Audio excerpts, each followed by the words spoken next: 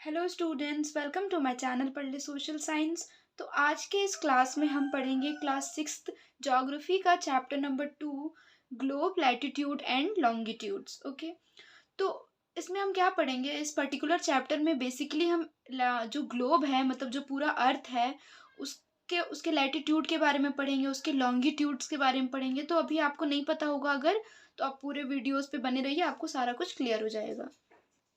तो चलिए हम चैप्टर शुरू करते हैं। तो चैप्टर आपका शुरू होता है ग्लोब से। ग्लोब क्या होता है? अगर आप लोग नहीं देखे होंगे ग्लोब, तो मैंने आपके लिए एक रफ ड्राइंग किया है। इसे ग्लोब कहते हैं। मतलब कि एक ट्रू मॉडल ऑफ अर्थ, जो अर्थ है हमारा जिसमें हम रहते हैं, उस पृथ्वी, उसका एक ट्रू मॉडल कि हाँ वो कैसा है, तो उसको एक ग्लोब में समा दिया गया है कि हाँ अर्थ कुछ ऐसा दिखता है, तो उसको ग्लोब कहते हैं। ठीक है, तो अर्थ का शेप क्या है? जियोड है। स्फेयर या फिर सर्कल नहीं कहना है अर्थ का शेप, क्योंकि अर्थ पूरी तरह से सर्कल नहीं है, क्योंकि अर्थ के जो नॉर्थ पोल है और जो साउथ पोल है यहाँ पे और इधर दोनों तरफ क्या है? टिल्टेड है। इस वजह से क्या कहते हैं, हम इसे जियोड शेप देते हैं अर्थ को। ठीक है, तो सबसे पहले हम शुरू करेंगे कि जो पूरा अर्थ है हमारा, ये पूरा अर्थ है, उसमें एक इमेजिनरी लाइन ड्रॉ करते हैं हम हमेशा। जैसे जैसे उसे कहते हैं इक्वेटर। वो क्या होता है? 0 डिग्री होता है। तो इमेजिनरी लाइन होता है, उसके जस्ट यहाँ पे जैसे सन होता है। ठीक है, तो सन का जो रे होता है वो डायरेक्ट इक्वेटर पे पड़ता है, तो यहाँ पे बहुत ज़्यादा गर्मी होता है। तो आगे बताऊंगी मैं आपको। तो एक इमेजिनरी लाइन होता है, उसे इक्वेटर कहते हैं, 0 डिग्री इक्वेटर। तो अब हम पढ़ेंगे लैटिट्यूड्स के बारे में। तो लैटिट्यूड क्या होता है कि जैसे ये अर्थ है और यहाँ पे इमेजिनरी लाइन है एक, तो उसी तरह उसके पैरेलल में जितना भी लाइन जाता है उसे हम लैटिट्यूड कहते हैं। लैटिट्यूड डिग्री में नापा जाता है उसको, जो लैटिट्यूड्स होते हो ना, डिग्री में मेजर किया जाता है। जैसे कि ये लैटिट्यूड, इक्वेटर भी खुद एक लैटिट्यूड है, तो ये इक्वेटर हो गया 0 डिग्री। उसके बाद ये एक लैटिट्यूड हो गया, for suppose tropic of cancer, तो ये इतना डिग्री। फिर ट्रॉपिक ऑफ कैप्रिकॉर्न, तो जितने भी लैटिट्यूड्स होते हैं उनके अलग अलग डिग्री होता है। ठीक है, तो पूरे अर्थ में सबसे ऊपर है उसे कहते हैं नॉर्थ पोल, और सबसे नीचे वाले पार्ट को बोलते हैं साउथ पोल। और जो इक्वेटर है वो पूरे अर्थ को 2 पार्ट में डिवाइड करता है। जैसे कि ये पूरा सर्कल है फॉर एग्जांपल, अब बीच में जैसे होता है ना डायमीटर सर्कल में, वैसे ही इक्वेटर है जो कि 2 पार्ट में डिवाइड करता है हमारे पूरे पृथ्वी को। तो ऊपर वाले पार्ट को बोलते हैं नॉर्थ हेमिस्फीयर या फिर नॉर्दर्न हेमिस्फीयर, और नीचे वाले पार्ट को बोलते हैं ये सदर्न हेमिस्फीयर। ठीक है, क्लियर? तो इसे कहते हैं, ये सब देखिए ऊपर में जितने लैटिट्यूड्स है ये हो गए नॉर्थ लैटिट्यूड, और ये लास्ट 90 डिग्री तक ही जाता है, इधर 90 डिग्री और इधर 99। ठीक है, तो लास्ट कितना जाता है? जितने भी ऊपर में, जितने नॉर्थ में जितने लैटिट्यूड्स है उन्हें नॉर्थ लैटिट्यूड्स कहते हैं, और जितने साउथ में लैटिट्यूड्स है उन्हें साउथ लैटिट्यूड कहते हैं। ठीक है, और अगर नॉर्थ का आप डिग्री लिखोगे 40 डिग्री, तो आपको एन लिखना पड़ेगा, और साउथ का लिखोगे तो आपको एस लिखना पड़ेगा। ओके, चलिए, तो लैटिट्यूड आपको समझ में आ गया है। अब लैटिट्यूड, और लैटिट्यूड आपको याद कैसे रहेगा कि लैटिट्यूड किसे कहते हैं? वो आपको भूल भी सकते हैं आप, तो ये याद रखिएगा कि लेटा हुआ रहता है, ऐसा जो लाइन है जो लेटा हुआ है तो लैटिट्यूड है। ओके, अब हम पढ़ेंगे कुछ इंपॉर्टेंट लैटिट्यूड्स के बारे में, कुछ बहुत ज़्यादा इंपॉर्टेंट वाले। तो पहला हो गया, देखिए सबसे पहले हो गया इक्वेटर। ओके, इक्वेटर कितना हो गया? 0 डिग्री इक्वेटर है। ठीक है, सबसे मेन, टोटल कितने हैं? 1 to 4, 4 लैटिट्यूड्स है जो बहुत मेन है, मेजर है। सबसे पहले हो गया ट्रॉपिक ऑफ कैंसर, पहला जो लैटिट्यूड हो गया वो हो गया ट्रॉपिक ऑफ कैंसर। उसके बाद सेकंड जो लैटिट्यूड हो गया वो हो गया ट्रॉपिक ऑफ कैप्रिकॉर्न, ये है नॉर्थ पोल में, ये है साउथ पोल में। तो ट्रॉपिक ऑफ कैंसर एक हो गया आपका इंपॉर्टेंट लैटिट्यूड, फिर हो गया ट्रॉपिक ऑफ कैप्रिकॉर्न, फिर हो गया आर्टिक सर्कल, ये देखिए, और फिर हो गया अंटार्कटिक सर्कल। तो 4 मेजर लैटिट्यूड्स है हमारे पूरे अर्थ में, जैसे कि tropic of cancer, tropic of capricorn, arctic circle and antarctic circle. ठीक है, तो ट्रॉपिक ऑफ कैंसर का कितना डिग्री मेजर है? 23.5 डिग्री नॉर्थ, और ट्रॉपिक ऑफ कैप्रिकॉर्न का 23.5 डिग्री साउथ। ठीक है, उसी तरह आर्टिक सर्कल का 66.5 नॉर्थ, उसी तरह अंटार्कटिक सर्कल का 66.5 साउथ। तो ये नॉर्थ क्यों? क्योंकि ये आर्टिक सर्कल नॉर्थ में है, और ये साउथ क्यों? क्योंकि अंटार्कटिक सर्कल साउथ में है। ठीक है, आई होप समझ में आ रहा हो आपको। अब देखिए पूरे अर्थ में 3 जोन्स है जो बहुत इंपॉर्टेंट है। ठीक है, क्या 3 जोन्स है? तो पहला हो गया ट्रॉपिक ऑफ कैंसर, और इधर देखिए ट्रॉपिक ऑफ कैप्रिकॉर्न, इसके बीच में जो आता है उसे कहते हैं टॉरिड जोन। टॉरिड जोन मतलब क्या हो गया, यहाँ पे बहुत हीट होता है। ट्रॉपिक ऑफ कैंसर और कैप्रिकॉर्न के बीच में जो जोन है वहाँ पे बहुत हीट होता है। क्यों? क्योंकि सनलाइट का जो रे पड़ता है, सनलाइट का जो रेज होता है वो डायरेक्टली जाता है यहाँ पे, तो यहाँ पे बहुत ज़्यादा गर्मी होती है। ठीक है। सेकेंड हो गया नॉर्थ टेम्परेट जोन। ठीक है। और एक हो गया एक मिनट देखिए, एक हो गया टॉरिड जोन, एक हो गया टेम्परेट जोन, एक हो गया फ्रीजिड जोन। लेकिन टेम्परेट में एक नॉर्थ टेम्परेट जोन है, एक साउथ टेम्परेट जोन है। ठीक है। नॉर्थ टेम्परेट जोन आ जाएगा आर्टिक सर्कल और ट्रॉपिक ऑफ कैंसर के बीच में, और साउथ टेम्परेट जोन आ जाएगा ट्रॉपिक ऑफ कैप्रिकॉर्न और अंटार्कटिक सर्कल के बीच में। तो टेम्परेट जोन दो है, एक है नॉर्थ और एक है साउथ। तो यहाँ का क्लाइमेट कैसा होता है, मॉडरेट होता है, ना ज़्यादा ठंडा होता है ना ज़्यादा गर्मी होता है। लेकिन टॉरिड जोन में क्या होता है, बहुत ज़्यादा ही गर्मी होता है। अब आ जाएंगे हम लोग एक थर्ड जोन में, फ्रीजिड जोन। फ्रीजिड जोन क्या होता है, एक है नॉर्थ फ्रीजिड जोन, एक है साउथ फ्रीजिड जोन। यहाँ पे क्या होता है, आइस होता है, क्या पूरा आइस सीट्स होता है, यहाँ पे सिर्फ आइस होता है, क्योंकि सन का जो रे है यहाँ तक पहुंच ही नहीं पाता है, यहीं तक रुक जाता है, तो पूरा रे यहाँ तक पहुंच ही नहीं पाता। इसीलिए वजह से क्या होता है, यहाँ पे बहुत ज्यादा ठंड का मौसम होता है, आइस होता है, इसीलिए इसे कहते हैं फ्रीजिड जोन। तो अब आप समझिए कि टॉरिड जोन में सन का जो रेज है वो डायरेक्टली पड़ता है इक्वेटर के पास, इसीलिए इसे कहते हैं टॉरिड जोन। सेकंड हो गया टेम्परेट जोन, जहाँ पे मॉडरेट टेम्परेचर होता है, एंड थर्ड हो गया फ्रीजिड जोन। तो अब आपको समझ में आ गया कि इंपॉर्टेंट लैटिट्यूड्स भी समझ में आ गया, ट्रॉपिक ऑफ कैंसर हो गया, ठीक है ना, ट्रॉपिक ऑफ कैप्रिकॉर्न हो गया, आर्टिक सर्कल हो गया और अंटार्कटिक सर्कल हो गया। ये कुछ इंपॉर्टेंट लैटिट्यूड्स हो गए और कुछ जोन्स हो गए। ठीक है। नाउ अब हम पढ़ेंगे लॉन्गिट्यूड्स के बारे में। तो लॉन्गिट्यूड्स क्या होता है, लैटिट्यूड में हमने क्या पढ़ा कि पहले 0 डिग्री इक्वेटर है, सब लेटा हुआ है, जो लाइंस है इमेजिनरी लाइंस वो लेटा हुआ है। लेकिन लॉन्गिट्यूड्स में क्या होगा कि अर्थ में कुछ लंबे लंबे भी लाइन्स है, लॉन्ग लॉन्ग, इसीलिए आप याद रखिएगा कि लॉन्ग लॉन्ग है तो लॉन्गिट्यूड्स और लेटा हुआ है तो लैटिट्यूड्स। ठीक है। तो देखिए ये हमारा पूरा अर्थ हो गया। ठीक है। तो हमारे पास क्या था, बस नॉर्थ और साउथ डिवाइड करने के लिए इक्वेटर था, लेकिन हमें ईस्ट और वेस्ट भी तो डिवाइड करना है।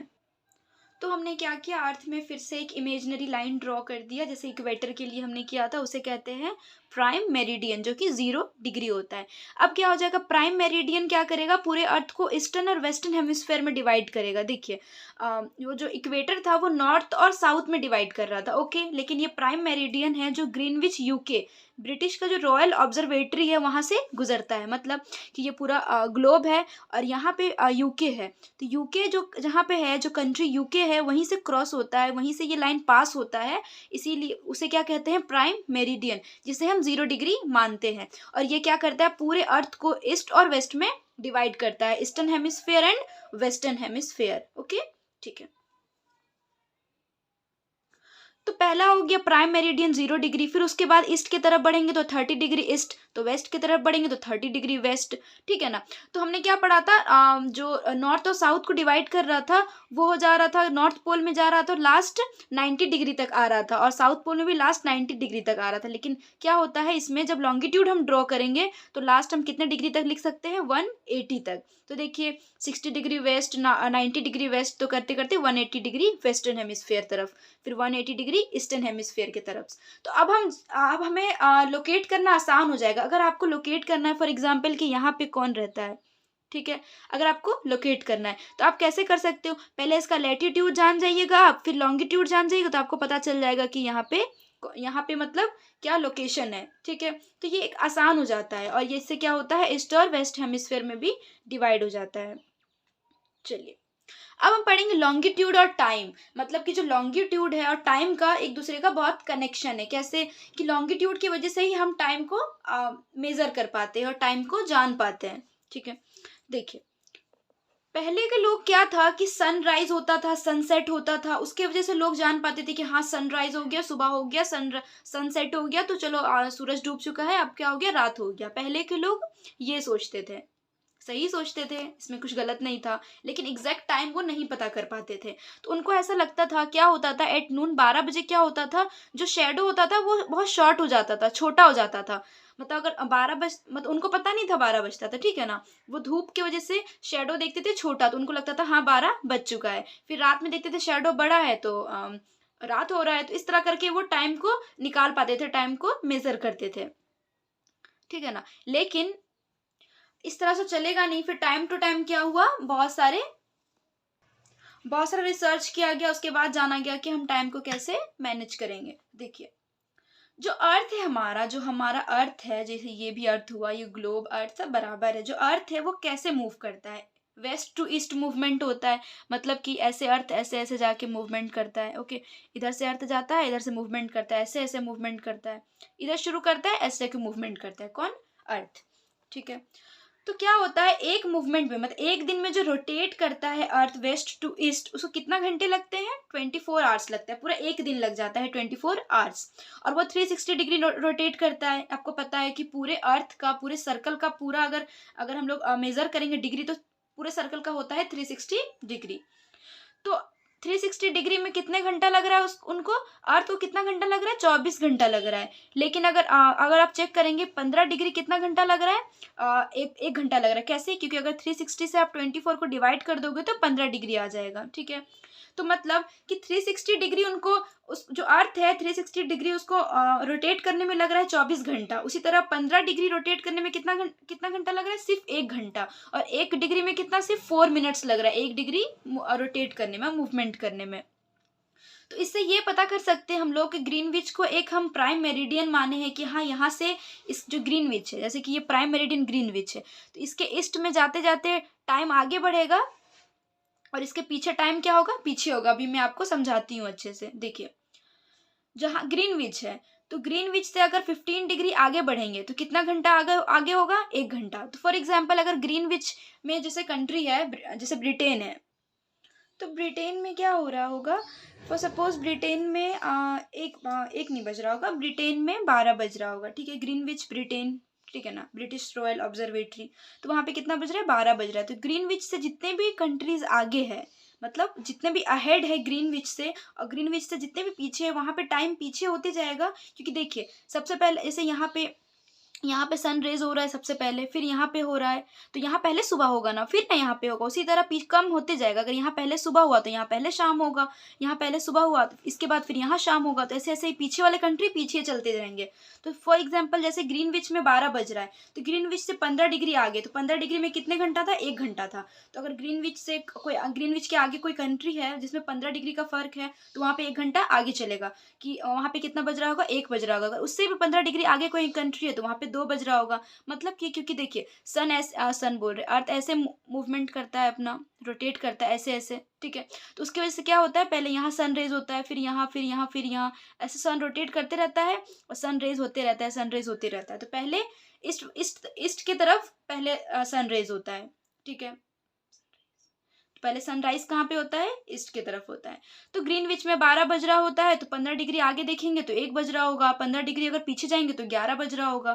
ठीक है ना, इसीलिए ग्रीनविच को प्राइम मेरिडियन मानते हैं, कि स्टैंडर्ड टाइम मानते हैं। ठीक है, कि ग्रीनविच से ही सारे कंट्रीज में टाइम को डिवाइड किया गया है कि हाँ, ऐसे ऐसे टाइम को मेजर किया जाएगा सारे कंट्रीज में। तो ठीक है,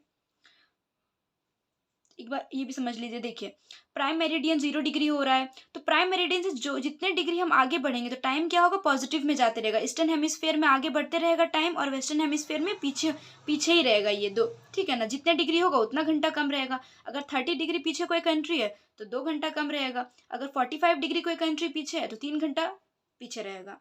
ऐसे है। ठीक है, अब हम पढ़ेंगे why do we have standard time, Indian standard time. हम पढ़ेंगे कि इंडिया में स्टैंडर्ड टाइम की क्यों जरूरत है। ठीक है ना, तो देखिए, इंडिया क्या है, लॉन्गिट्यूड के हिसाब से इंडिया इंडिया एक वास्ट कंट्री, एक बड़ी सी कंट्री इंडिया है। तो प्राइम मेरिडियन के हिसाब से देखिए, उसके हिसाब से क्या होता है, ईस्ट और वेस्ट में टाइम डिफरेंट होता है। ईस्ट में पहले सनराइज होता है, वेस्ट में बाद में होता है। तो ये किस पे डिपेंड करता है? सन पे डिपेंड करता है। सन पहले जिस कंट्री पे सन पहले राइज करेगा, सनराइज होगा, वहाँ पहले सुबह होगी। उसी तरह और भी कंट्रीज होंगे, जितने पीछे कंट्रीज होंगे, अर्थ मूव करते रहेगा और सारे कंट्रीज आते जाएंगे और सनराइज होते रहेगा। लेकिन देखिए, अर्थ में लॉन्गिट्यूड में क्या डिफरेंस है कि जो अर्थ का लॉन्गिट्यूड है वो 68 डिग्री ईस्ट और 97 डिग्री ईस्ट है। ठीक है ना, तो अर्थ का ये तो हम पहली बात की दोनों तरफ ईस्ट हम क्यों लिखे? आप ये कंफ्यूज होइएगा कि दीदी ये तो वेस्ट है। ये वेस्ट नहीं है बाबू।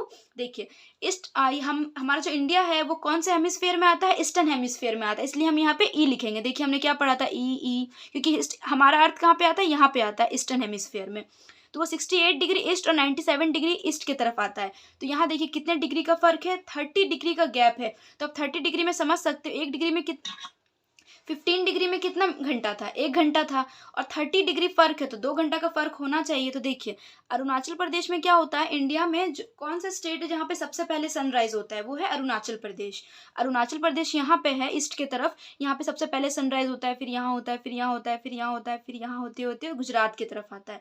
तो यहाँ पे पहले होता है, ठीक है ना। तो ये होता है, वैसे अर्थ का मूवमेंट होता है तो यहाँ भी सनराइज़ होता है, तो यहाँ पहले होता है, उसके बाद 2 घंटा बाद यहाँ पे होता है। तो फर्स्ट सपोज यहाँ पे 5 बजे सनराइज हुआ है, यहाँ पे 7 बजे सनराइज हुआ है, तो टाइम तो अलग हो गया, तो टाइम में प्रॉब्लम होगा, ठीक है ना। इस वजह से क्या हुआ, एक स्टैंडर्ड टाइम को रखा गया इंडिया में कि यहाँ से ये गुजरेगा, इलाहाबाद से होते हुए नीचे आएगा। क्यों, उसको कितने डिग्री रखा गया, 82.5 डिग्री। इसलिए रखा गया कि अब क्या होगा, यहाँ पे सपोज करो यहाँ पे 2 बज रहा है, तो यहाँ पे इससे पीछे चलेगा तो यहाँ पे 12 ही बजेगा, यहाँ पे अगर 5 बज रहा है तो यहाँ पे 3 ही बजेगा। तो ये क्या हो रहा है इससे कि टाइम अलग अलग हो जा रहा है। इसकी वजह से हम एक स्टैंडर्ड टाइम रखे कि पूरे, अगर यहाँ 7 बज रहा है तो यहाँ भी 7 बजेगा, यहाँ भी 7 बजेगा, यहाँ भी 7 बजेगा।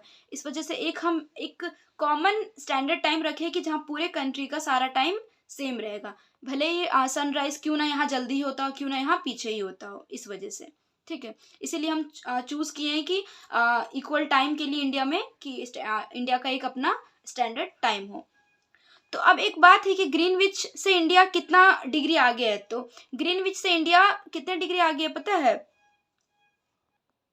105 डिग्री आगे है ग्रीनविच से इंडिया। तो 105 डिग्री मतलब कि 100 डिग्री हो गया, तो 15 करके आप देख लीजिए, तो क्या हो गया, 5 आवर्स 30 मिनट्स हम आगे है किससे, ग्रीनविच से। मतलब अगर लंदन में, क्योंकि ब्रिटेन लंदन सारा सेम है, तो अगर लंदन में 2 बज रहा है, मतलब कि ब्रिटेन में अगर 2 बज रहा हो, तो हम क्या है उससे 5.5 घंटे आगे है, तो हमारे यहाँ कितना बजेगा, 7:30 बजेगा। तो टाइम का ऐसे फ़र्क है, जो ग्रीनविच है उससे हम आगे है, इस वजह से जितना डिग्री आगे बढ़ेगा उतना डिग्री टाइम भी आगे चलेगा।